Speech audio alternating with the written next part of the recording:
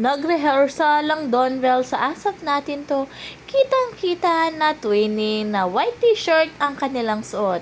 At ang kanilang pang-ilalim naman ay naka-black. Dahil nag-anibersaryo ang asap natin to, batch 2016 pala si Donnie nung nag-umpisa at si Belle naman ay 2021. At talagang kitang-kita na kahit haggard na haggard sila, ay napakabango nilang tignan. Tida sa labas pa ng studio, dun sila nag-shoot. Kita talaga kung paano mag-alala si Donnie pagdating kay Belle. Dahil nakikita niya na naiinitan na si Belle at pumunta sila sa may umbrella. O pati sa studio ay hindi rin mapaghiwalay. Talagang dikit na dikit ang dalawa. May panibagong jersey na naman ang Donbell at ito ay kulay green.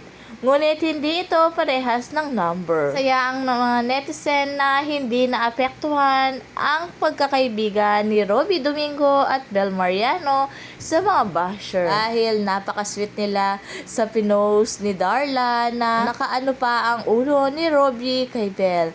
Talagang close na close sila at komportable din sa isa't isa.